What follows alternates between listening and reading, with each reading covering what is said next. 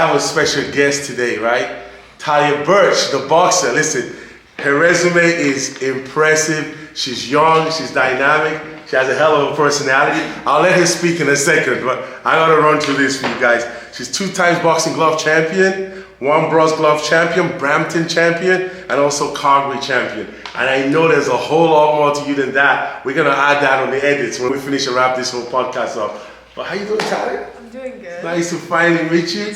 I've been trying to get a hold of you to come on this podcast. Yeah. You know what this podcast is all about? We're trying to get behind the athlete, the person behind you, behind the hype, behind the smoke screen of social media. You know, I want to know who the real Talia Birch is, right? Because you have an interesting, unique path that you've kind of paved for yourself as a young female fighter too. So what's your story? Where you from? Tell me a little bit more so we can all get to know you. Well, I'm from Birch. Just you know, in the suburbs. My mom's Italian.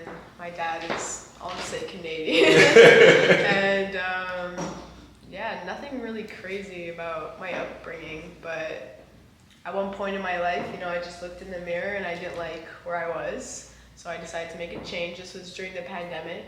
And at one point, while I was making this change, I decided I wanted to do a combat sport. So I found my coach, and then we started working together here and there. I wasn't really taking it that seriously, you know, just something light to do. And then one day I decided, like, oh, I'm gonna go work out by myself, like work on these things. And I was just really getting into it. Like, I would go to the gym, train like 2 hours, go back home, all these things. 2 hours? Yeah, that was the light stuff. Guys, you just checking it out, 2 hours? Take the bus, go Born back with home. a great work ethic already. Good heavens, go ahead. And then he saw that I was working hard, and then he would dedicate time to me, and he kept helping me get better and better, and I would keep working. And then I did my first sparring, and I loved it. And then we did my first fight like 5-6 months in. Yeah. And it was like the happiest I've ever been in my life. The fight or the result of the fight? Both. Oh yeah? Yeah, just the best, one of the best experiences I've ever felt. Even my dad said to my coach after, he was like, that's the happiest I've ever seen her in her entire life. From fighting? From fighting. You guys are cut different. You know, I was just thinking when you were walking in here, and I think I said it too, what is it about boxers? Devastating boxers like yourselves, multiple times champion, but you guys knock people out for a living, but you're so nice and sweet. What is it? How come what is it with that personality? It's business when you're fighting, but off the boxing ring, how would you describe yourself when you're not fighting? I think keep to myself, you know. Yeah.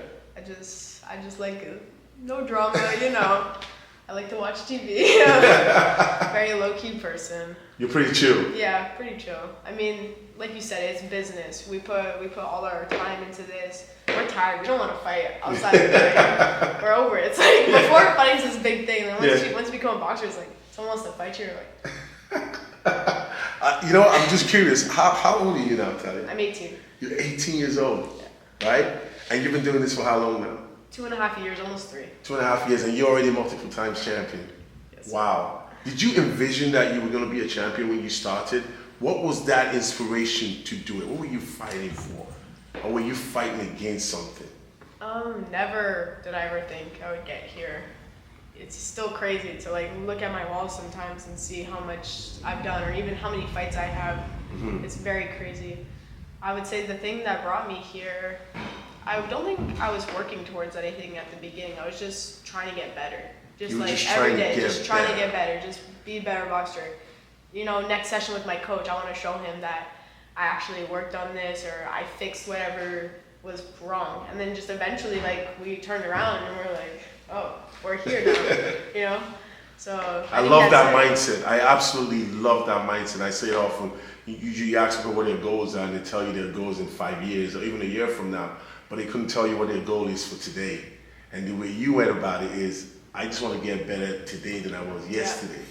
And before you knew it, you were a whole lot better. Exactly. He was just knocking out this championship belts, and you're out there looking at your wall, and you're like, now what's up? Yeah, exactly. Like, I love it. I haven't thrown a punch 3 years ago, and now it's literally my whole life. Like, good heavens. Now let's talk about it. Let's get into it. What is your work ethic? Like before you get ready for a fight, is it months before you start preparing, or is it weeks before? Walk me through your journey into the ring, Talia Birch. Because I've spoken to a lot of people about you, and they are tagging you for being a very prominent fighter down the road. Like you seem like a very humble person, and I love your energy. It's very positive. But a lot of people are seeing you might be one of the great fighters down the road. And people are actually really saying that right now. That's how impressive you are at 18 years of age. I like to hear that. That's my goal, obviously. Right. My work ethic, I think that's one of the things that I have to accredit to where I am today. If I didn't work like I did, I wouldn't be here, which is something so obvious to say, but it's the truth. And I mean, what it is just putting everything into boxing. It's like my heart, it's my soul. So I'm gonna give it everything I got. Is it an obsession, or is it just a raw necessity to work towards a goal? Would you say that you're obsessed with this, all you think about? Do you have to be obsessed to be successful? I think so, to a certain degree. Either obsessed, or you need to be extremely disciplined. Wow, like well said. You need to want it. Well said. And you really want it. I do. And you've been getting it because you want it. Now, so I need you to talk me through though what your mindset preparation is before you go in there. I want to know. I want to be a champion too of something. Okay. Well, if I want to be a champion, I talk to a champion. And I'm talking to a champion. My mindset before a fight, it's always a tough one. It's like you go into this days before every fight and you almost forget what you did last time. And you're like, how did I even do this last time? That's something I'm gonna say I struggle with it. My mindset. It's something I'm constantly working at, my mental game. Those doubts, all these things. Yes. But I would say mindset to be a champion. First of all, take everything one day at a time. You can't think about 5 years from now, or else you're gonna just explode. You just have to think one thing at a time. And I got that from my coach. He'll probably tell you. Tell me your coach's name. Jamal. What's Joey's last name? Yes. Jamal Garner. I put people on the spot and their mindset totally freeze and they forget what their coach's name is. But I'm glad you remembered. But that's awesome. I've heard a lot about your coach. He's also an inspirational kind of figure, right? He has this kind of theories and he has a different kind of a mindset, but his work ethic himself is pretty exemplary, right? Tell me a little bit about him. Well, he's amazing. And like you said, his work ethic. As a coach, he goes home and he's always trying to make himself better as a coach. He doesn't just come and do pads with us. He always looks for things that can make us better. He watches fights all the time. He'll watch fights with me and he'll point things out to me. He doesn't have to do these things. Right. No one's forcing him to, but he does them because he knows it'll make me better in the long run. Oh, that's pretty cool, isn't it, right? Yeah, it's amazing. You said something that I really liked and you picked up there. You said even as a coach, he's always trying to get better. Now, how would you not fight your hardest for a coach like that? Exactly. Right? Exactly. He's not here saying I'm Mr. Know-It-all. Yeah. He's out here showing you, listen, I'm trying to teach you everything I have, but I'm trying to get better myself. Yeah. And he always says that. He says, I don't know everything. He looks for opportunities to get better and everywhere. Wherever he has it, he goes for it. See, that authenticity is what I think that a lot of athletes need. First of all, you need to be open with yourself and you need to be honest with yourself, right? In order for you to progress, you have to be honest. You have to face your challenges. I love the fact that you said that you even struggle with your mindset. Yeah, 100%. I think that's one of my biggest weaknesses. I've had a few fights where I've gone in and I just completely space out. And it doesn't go my way because I'm not there. I'm not there mentally. How do you deal with that? I mean, in the moment, you don't. You don't deal with it. But after, I listen to other athletes. I try to listen to podcasts too about motivation, discipline, getting the right mindset. I talk to people. I try to build my own confidence, push it out. So I learn from my mistakes. Right. Because if you look at mistakes as a learning opportunity, then you grow. Yeah. If you look at them as failures, then you hurt your self-confidence. That's where that self-doubt kicks in. Wouldn't you say that? I would completely agree. Right. So now, once you've overcome some of these challenges, can you think of another challenge that you faced that almost broke you, and you were able to get yourself up and keep going? I think at one point recently I got very tired, and that's where I came in with just focus on the next thing. Right. I was tired and like I didn't want to go to training. Sometimes you just don't want to go to training. Right. You just want to slack off. Like as much as I love boxing and I do have this work ethic, sometimes I just don't feel like it. Yes. And it was just harder to get through the week. And I was just telling myself like, all right, next training. Just get through the training. Right. Just get through the training. And then it just got easier once I started looking at it like that. And this is, again, something my coach taught me. Right. So. No, but I love your ability to just be naturally authentic. It's just not an effort for you. I like that because a lot of people struggle with keeping a good discipline or a work ethic going. They feel as though they fail a couple of times, they're not good. They don't fit into that group of highly elite athletes or whatever. It affects their self-confidence is where I'm going. But if you fail, you get up and you try again. Exactly. I've said this before, a lot of people would get up 1,000 times if they failed in private when nobody could see them. Yes. You know what I'm saying? But if they know if people are watching, then they don't even try. I have a story for you actually. Oh, please. Tell me stories. I love stories. I fought this girl and I mean, it was, I wouldn't say my worst fight, but I lost. Right. And by a lot. So I lost. And then 2 weeks later, I have to fight this girl again for provincial title. So Monday we go back to the gym and I'm like, I don't know, like, you know, what's going through my head? I just lost. I have to fight this girl again. What am I going to do? And then my coach just like, okay, relax. We're going to take this one thing at a time. And he told me what we need to fix. And then for the next 2 weeks, I just worked on that.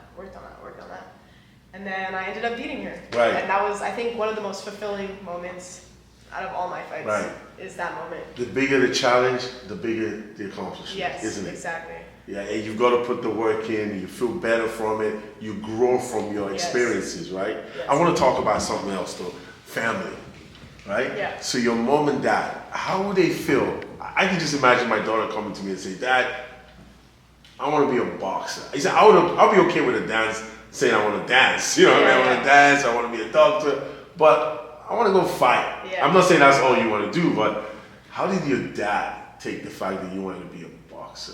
So my dad's a bit funny.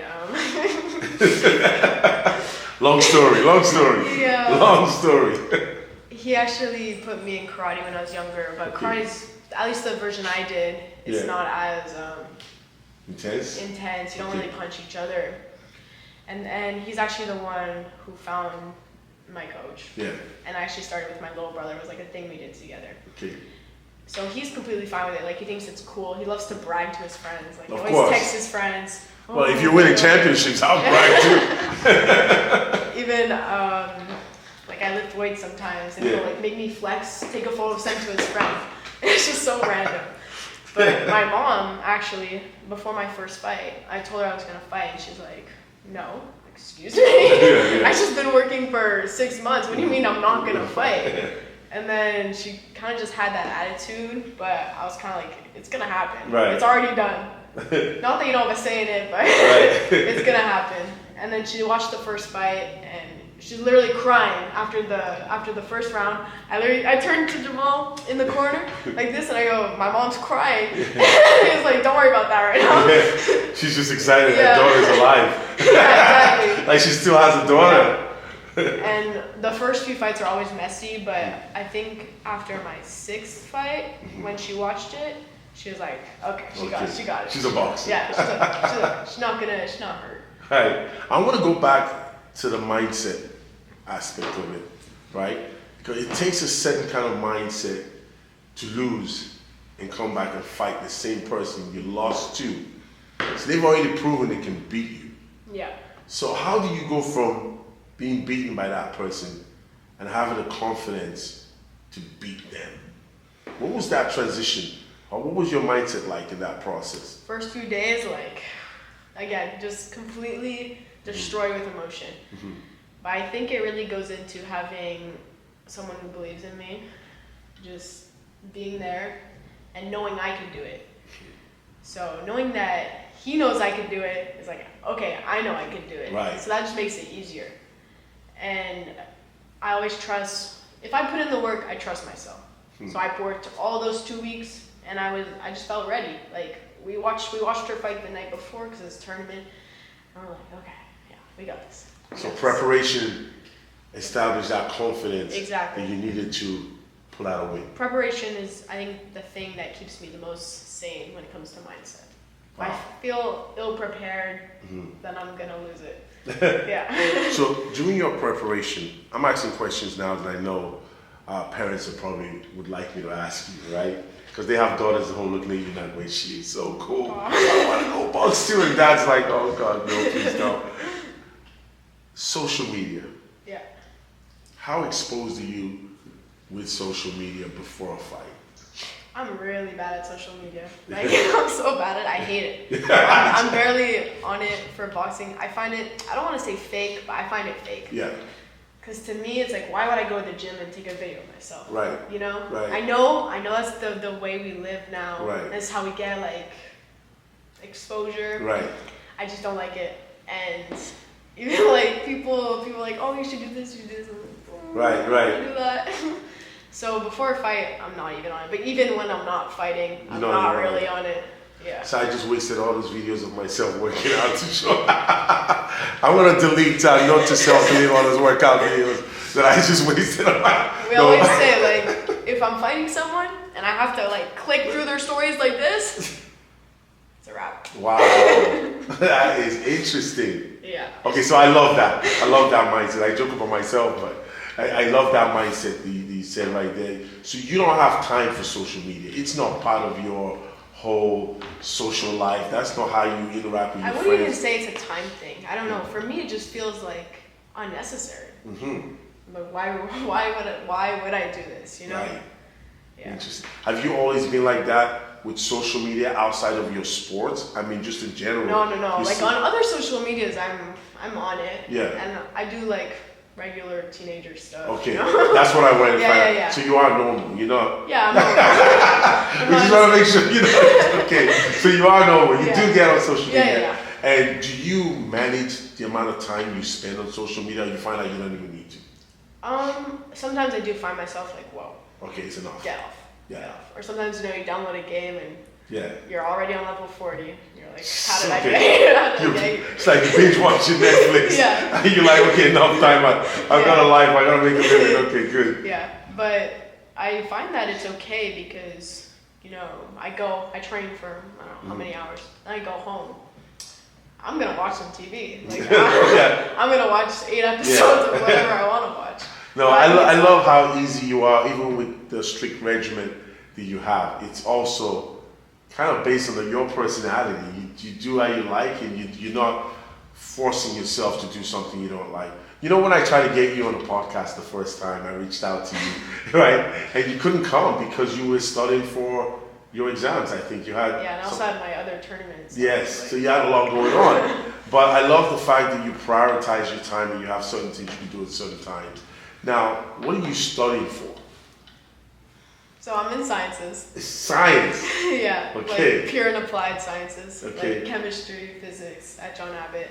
So where's your heart at? Like if Boxing, just boxing. Just boxing. Yeah, and I always say like school's always there. I'm gonna finish my CJEP degree. Yeah. In case I ever want to go to university, but right now like I'm just You focusing focus on one boxing. thing at a time, and boxing is it. Yes, exactly. Now, I have to ask this because we're all about being authentic here. Your parents' role in your sports, do you find that your parents can be overwhelming, or you find that they're more supportive kind of parents? I ask all the athletes, this is important, because in cases where you have a talented child as an athlete, some parents become a little too involved and it becomes you, they live through you as an athlete. Yeah. Now that your parents are comfortable with you doing the sport, now they're in it and you're winning championships, you're like, it's because of me she's winning those championships. So how do you find the role of your parents? Do you find that they're supportive, or do you find that they're a little bit overbearing? Which one is it? Hey! These are tough questions. I would say both. Okay. There are definitely things that I'm like, no. Especially social media. Again, Yeah. I hate. You hate being on social media. Yeah, especially without my consent. Yeah. Like, This is all about to parents fight, though. yeah, I'm about to fight. Open Facebook. Why is my face? Why is my face here? Why are you? Why is my link here? I didn't consent for these people to watch my fight. In defense of your parents. Yeah. We're all like that. Yeah. And my dad, it's actually so funny. So at the Brampton Cup in the finals, Right. he records the fights. It's not even, you can't watch it with the volume on because every 2 seconds, all you hear is 100%, 100%. Yeah. The dad wants you to win. 100%. And he's like, the fingers going on the On the camera. camera, he forgets that he's filming. Yeah, exactly. Yeah, that's amazing. You have to like mute the video because every 2 seconds you're just yelling and yelling. And it's the same thing. All he's saying is 100%, 100%. That's right. Yeah. He's And- in that ring with you. Yeah, exactly. But overall, he's supportive. Yeah, just those little things sometimes. Right. But he knows his place too. Like, sometimes he'll say something and I'm like, that's not right. Right. He's like, yeah, I don't know boxing. So I'm like, okay. Oh, see, that's wonderful. Yeah. That is actually wonderful. That he knows when to give you space and he knows when to push, even though you might feel he's pushing a little too hard, but he knows when to push. He respects your space, right? I also want to ask you this though. Being a young girl in a male-dominated sport, how do you feel about that? How have you been received in the sport? Honestly, I feel fine. I don't find boxing. There's definitely still some things that are like, but overall, if you can punch, you can punch. Yeah. That's the vibe I get from boxing. Like I've done other sports, for example, baseball. I did that for like 2 years. Right. And I stopped because the guys, they don't even see you as a teammate. Wow. It doesn't matter if you're good or anything, they just don't see you as a teammate. Mm-hmm. But I find in boxing, like, if you're good, they don't care. You're Like, good. You're good. Like, you're just one of us. It's like, it's a team thing. Yeah.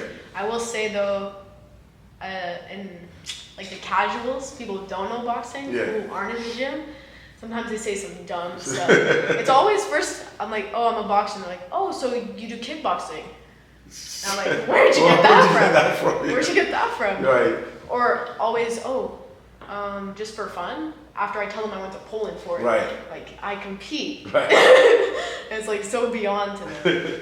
But other than that, I don't. The only thing I would say is maybe there's less people to fight, and again, the people who don't know what's up, Right. they say dumb stuff. Right. Yeah. Like they say, you don't play boxing. Yeah. It's a fight. So regardless of Yeah. gender, like if you're in it, you're You're in in it. it. Yeah. That's why this is a sport you respect people just for the fact that they step in the ring. Exactly, and I always say, like, doesn't matter what your personality is. You can be like the biggest, I guess you call it nerd. Right. If you can box, like, you're winning. You're winning the You're fight. winning. No one's gonna insult you. No one's gonna step to you. Where would you like to see boxing? How would you like the sport to progress? I would like it to be a bit more clean in terms of the judging. Because I think that's something we see a lot. We watch a fight, and the result is just disgusting. And I think that turns a lot of people away from the sport. Because why would I watch something that's... Yeah. It's like watching a hockey game and they like erase all the goals. Why would I watch this? It doesn't make sense. I would also like to see women get paid more, and boxers in general. I think maybe move it to a more accessible platform. Like social media is a big thing. Yes. Binging is a big thing. But I think they are moving it to like Amazon Prime. Right. So I think just more people to learn about the sport and also understand that you can do boxing and not compete, because I think that's a big thing too. People think they can't participate in boxing unless they want to fight, but no, you can do boxing and not fight too. That's interesting. So your social life now, off social media, your friends, when you're preparing for a fight, are you able to manage that? Yeah. And say, hey, listen, I'm preparing for a fight, I need to focus. But the thing is, I don't really talk to many people. So your friends in your boxing boxing gloves and a boxing bag, that's it? There's not much to manage. There's not much to manage. And like you said, like I kind of set my priorities straight, and that comes also from not setting my priorities straight. So I know now, like if I don't want to answer a text, I just don't answer the text. Right. You know, it's that simple. So wait a second, you're touching on something there, like, I think there's power in the ability to say no. And there's power in the ability to say, you know what, I don't want to do that now. Yeah. So how can you be such a nice, friendly person and be able to have the ability to do that? I think it just comes from learning, like experiences where you have been the person who said yes and you regret it. Mm-hmm. And I think coming from that, you just realize, like, why would I put myself in that position again? Mm-hmm. Like, you know, you say yes to hang out with someone, and then you know it's going to be bad. Mm-hmm. And you leave feeling like, why did I do that? So I think that's just what I've learned over the years, and now I'm like just prioritizing myself. And Right. I heard someone say this once, I can't remember where I heard this. He said, when you say no, is the quickest way to find out who shouldn't be in your circle. You see what I'm saying? I do. If they do not appreciate your perspective and your position and your principle on anything, then they don't belong in your circle. So no is actually a very powerful word to use. Just they try to convince you otherwise. Yes. It's not the person. I always tell people that, but just don't use it with me. You know what I'm saying? Use it, but not with me. No, but you're absolutely right about that, right? So I love where you're going, and for yourself, what's next? What's big for you coming up? What are you excited about? Honestly, I'm excited right now. We're getting in the lab. We're working on things. We're getting better, and we're just gonna try and get as much experience as possible. Just get better to the point where no one can touch us anymore. That's what we want. That's what we want. And you know, when you go after your visions and you're getting better for you, when you're going after that, are you fully confident that you're gonna get it, or you just, how do you process going after something that is big, that's important for you? I would say it's never a sure thing, but I know if I put the work, something's gonna happen. So that's all I'm gonna do, is just keep working, taking it day by day, correction by correction. And so you take accountability and responsibility yes, sir. for making that happen. Yes, sir. That's what I'm talking about. Talia, you are amazing. But I gotta ask you this before you leave. Before you leave, I gotta say this. If I were to come up, if you were to name yourself a superhero, or let's say your family members were to tag you with a superhero name, what superhero would you be? Oh, you gotta think of this one. Think about it. What superhero would Talia Birch be? Like out of all the ones that exist already? No, you can make up your own. Like a name? Yeah. You can even make up a name. Put you on the spot with that one, didn't I? Yeah. Superhero. Ooh. Which one would you be? This question gets people every time. Every time. I don't know. You know what I'm going to do? I'm going to add whichever one you think of to the podcast. Okay. When I edit it. So you got to think of, you owe me Okay. a superhero name that you think you would have for yourself. I did the same thing with the last podcast, didn't I? I did the same thing with the last one. Yeah. He couldn't think about it. He was stuck on the spot. All right? Talia, I can't tell you how much I appreciate your energy. I love your work ethic, your discipline, your accomplishments. But the Talia Birch behind the accomplishment, it's really an honor to meet you, because you really are the real deal. And I see why everybody's so excited about what you're going to become. I can see it now. The second we met you were trying to buy me something to eat. She was trying to get us all food to eat.